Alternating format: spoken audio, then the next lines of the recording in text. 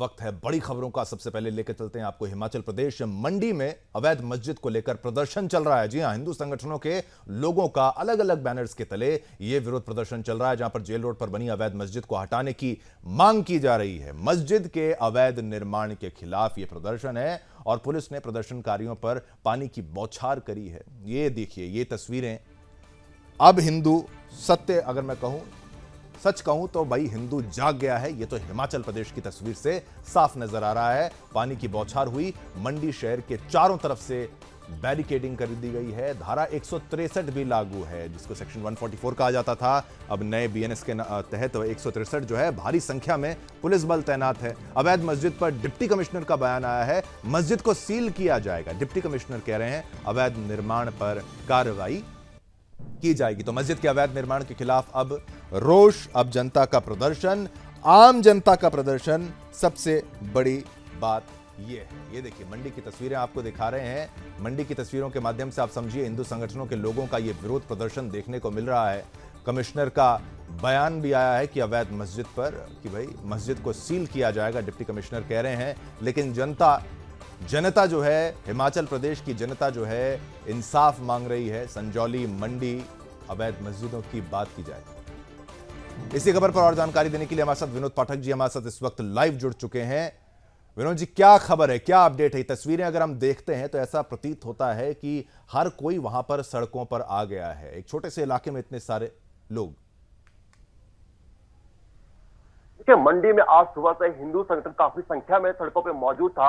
उनका साफ कहना था कि हम अपने हक की लड़ाई मांग रहे हैं। जो बाहर से लोग आ रहे हैं उन्हें तो यहाँ पर बसाया जा रहा है, उनके लिए कोई प्रशासन रोक टोक नहीं कर रहा है। और जो यहाँ के जो जनता है उन्हें बिना उसके ही उन्हें प्रताड़ित किया जाता है। इसको लेकर आज हिंदू काफी संख्या में, सैकड़ों जो तादाद में हिंदू संगठनों ने एक प्रदर्शन किया जोरदार।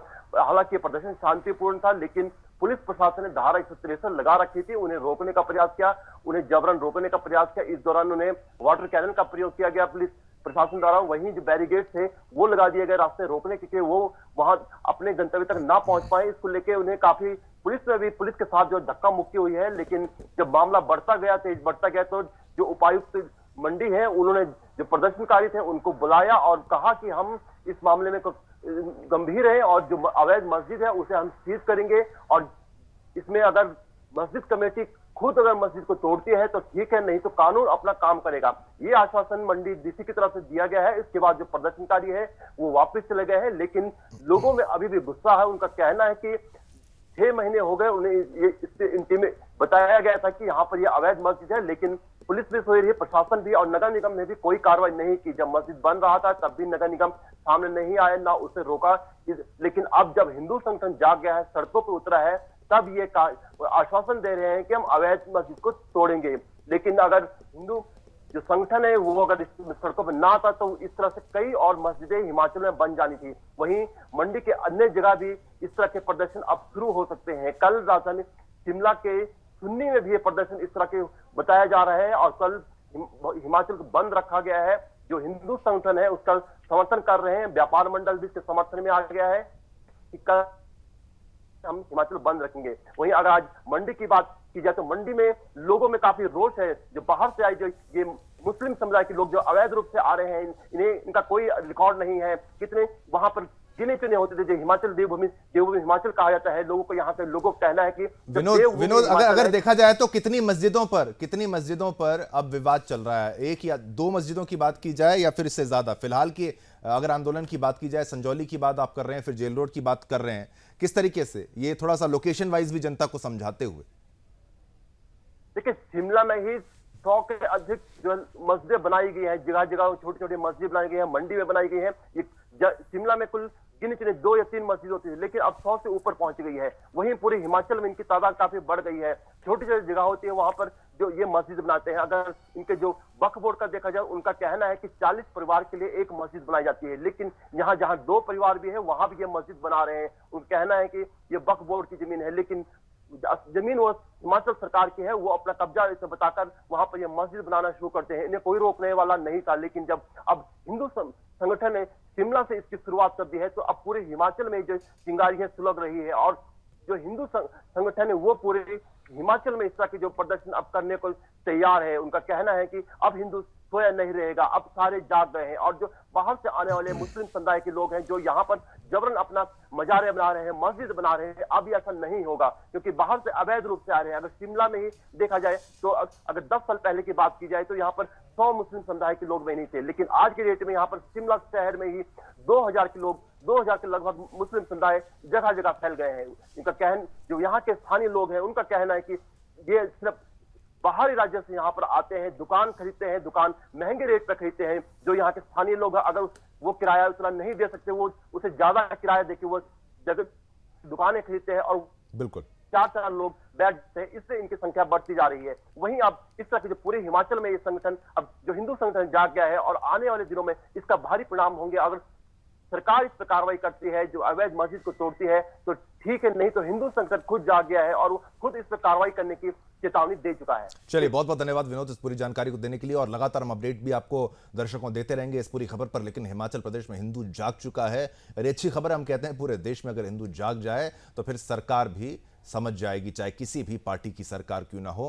हिमाचल प्रदेश का आप उदाहरण देख लीजिए, जहां पर कांग्रेस के नेता ने अपने उसको सबके सामने जब मुद्दा उठाया, जनता अब सड़कों पर है, जनता रोष में है। और ये कोई एक हिंदू संगठन नहीं है, वहां पर आम जो सिटीजन्स हैं, वहां पर लोकल लोग जो हैं वो भी उसमें, कोई बैनर के तले भी लोग नहीं है। कुछ कुछ यहां पर संगठन भी जरूर हैं, लेकिन ज्यादातर लोग, आम लोग वहां पर मौजूद हैं। हम चलते हैं, आगे बढ़ते हैं, बात करेंगे हरियाणा की खबर सोनीपत के बड़ौली से है, जहां स्कूल में मजहबी कार्यक्रम को लेकर हंगामा हो गया है। सरकारी स्कूल में ईद के त्योहार पर छात्राओं को बुर्का, हिजाब ड्रेस पहनाने वाले फोटोज अब वायरल होने के बाद ग्रामीणों व हिंदू संगठनों के कार्यकर्ताओं ने स्कूल में जमकर हंगामा किया है। स्कूल में हंगामे की खबर मिलने के बाद सोनीपत पुलिस की कई थानों की पुलिस मौके पर पहुंची और मामले को शांत कराया गया। आपको बता दें कि शिक्षा विभाग के आदेशों के बाद सर्वधर्म कार्यक्रम का आयोजन किया जाता है। वहीं सरकारी स्कूल की प्रिंसिपल और टीचरों पर हिंदू संगठनों के लोगों ने विशेष धर्म को बढ़ावा देने के आरोप लगा डाले। हंगामा बढ़ने पर स्कूल प्रिंसिपल प्रवीण गुलिया ने ग्रामीणों और हिंदू संगठनों के कार्यकर्ताओं के बीच आकर माफी मांग ली है और कहा है कि आगे से हिंदू धर्म को ठेस पहुंचाने वाले कार्यक्रम नहीं होंगे। तो क्या हिंदू बहन बेटियों को ऐसे बुर्का पहना दिया जाएगा आपके द्वारा?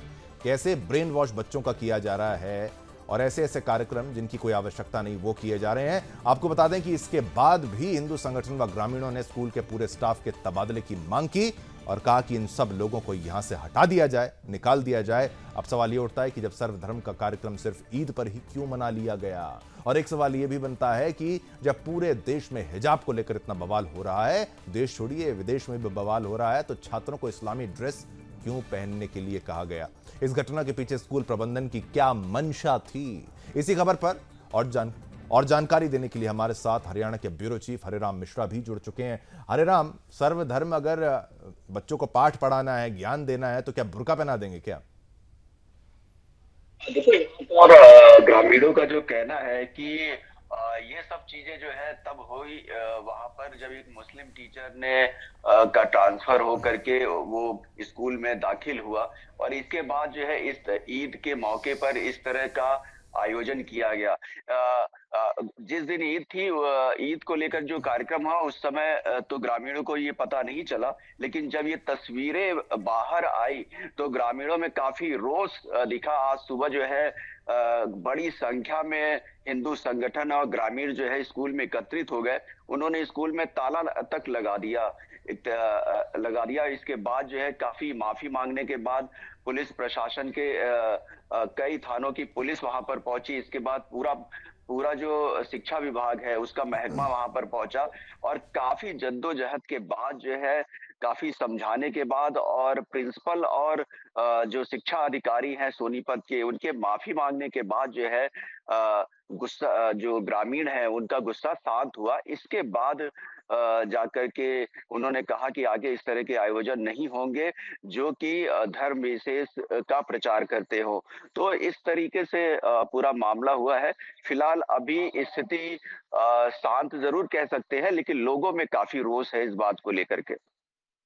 लोगों में रोष है। और कार्रवाई को अगर बताएं, अगर हरिराम मिश्रा, किस लेवल तक ये कार्रवाई की जा चुकी है? क्या केवल शांत कराने का ही प्रयास किया जा रहा है या फिर किसी धारा में भी कोई ऐसा मुकदमा करना या ऐसा कुछ छात्रों के परिवारों की तरफ से, अभिभावकों की तरफ से ऐसी कोई बात सामने आई हो?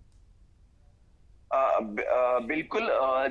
जो परिवार है वो जो है कुछ शिक्षकों के तबादले को लेकर के बात कह रहे हैं, और प्रशासन उस पर अब आगे क्या निर्णय लेता है ये देखना होगा। आज सुबह की ही घटना है, अभी भी लोग वहां पर जमा है और नाराजगी व्यक्त कर रहे हैं। उन्हें मनाने की प्रशासन पूरी कोशिश कर रहा है, लेकिन लोगों का कहना है कि कुछ शिक्षकों जिन शिक्षकों की ये गलती रही है उनको स्कूल से जरूर स्थानांतरित किया जाए। तो हरिराम, क्या वो किसी ऐसे मजहब से ताल्लुक रखते हैं, क्या उससे ताल्लुक रखते हैं जिसका जिसका ये मनाया जा रहा है? कि ईद की अगर बात की जाए तो जो बच्चियां थी, क्या वो हिंदू बच्चियां ही थी जिनको बुर्का पहना दिया गया? अगर इस पर भी अगर आप पुष्टि करें, उन टीचर्स की भी अगर आप बात आ पाएं कि भाई वो कौन से टीचर्स थे?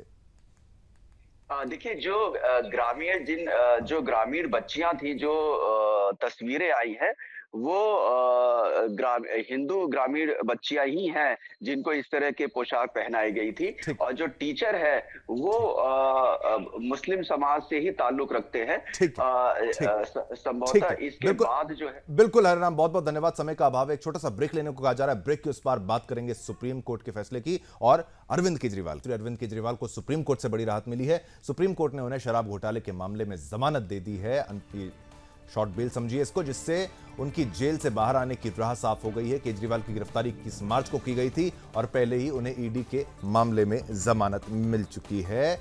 अब सीबीआई के मामले में भी उन्हें जमानत मिलने के से उनकी राहत बढ़ गई है। सुप्रीम कोर्ट ने जमानत देते समय शर्तें भी लगाई हैं जो ईडी के मामले में जमानत देते वक्त लागू की गई शर्तों की तरह ही होंगी। लीजिए ग्राफिक्स के माध्यम से क्या क्या है केजरीवाल की शर्तें, ये देखिए। दफ्तर नहीं जाएंगे, फाइल पर हस्ताक्षर नहीं करेंगे, इस बात का ध्यान रखना होगा। तो कोई ऐसी बेल ऐसी नहीं मिल गई कि सब कुछ कर सकते हैं। सरकारी कामकाज से दूर रहेंगे, नाम के मुख्यमंत्री रहेंगे एक तरीके से। ट्रायल कोर्ट का सहयोग करेंगे, ये भी आपको बता दें, ये भी आदेश है।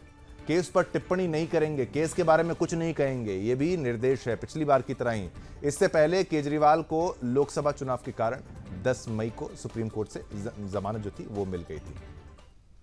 फिर से सशर्त जो जमानत है वो मिली है, लेकिन आगे क्या होगा वो देखने वाली बात होगी।